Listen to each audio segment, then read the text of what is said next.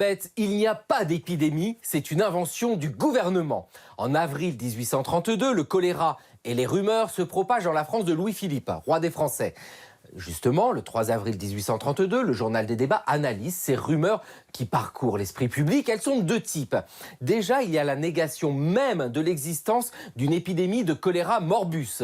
Ces propagateurs considèrent que c'est une invention du gouvernement qui vise à détourner l'attention des affaires politiques. On a beau leur montrer les malades, les cadavres, ils n'en démordent pas. Et puis, il y a ceux qui admettent qu'il y a une épidémie, mais qui considèrent qu'elle est voulue. C'est le gouvernement qui empoisonne les fontaines publiques, les tonneaux des porteurs d'eau pour détourner l'attention des affaires politiques. Il faut dire que quelques jours auparavant, quand on a identifié les premiers cas, le discours des autorités était apaisant.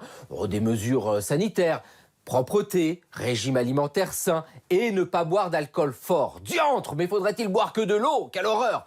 En fait, c'est pas tellement que nos ancêtres étaient alcooliques, mais c'est qu'en buvant du cidre, du vin ou de la bière, ils savaient ce qu'ils buvaient. Alors qu'avec l'eau, c'est toujours plus ou moins douteux. On ne sait pas d'où elle vient, pure, impure.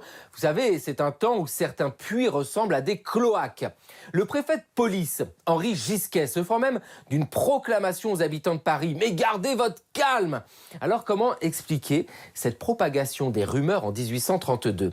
Eh bien, sans doute à cause d'un changement de discours des autorités. Au début, tout va bien, le choléra existe, mais en Russie, en Hongrie, pas chez nous. Et puis, si, il y a quelques cas chez nous, mais ce n'est pas grave. Et puis de dire, mais n'ayez pas peur, nos hôpitaux sont prêts. Sauf que la population constate une désorganisation des soins et des services funéraires. On n'arrive même plus à enterrer les morts. Alors, le gouvernement a-t-il voulu une épidémie de choléra? Mais bien sûr que non, et évidemment.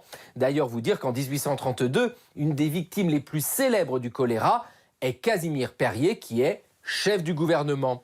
Gisquet, le préfet de police, lui, garde une vraie rancœur contre ceux qui ont propagé les rumeurs. Des années plus tard, il écrit ses mémoires où il fustige encore ceux qui ont dit que le choléra était voulu par le gouvernement. Autrement dit, il ne décholéra pas. À très vite, Elisabeth.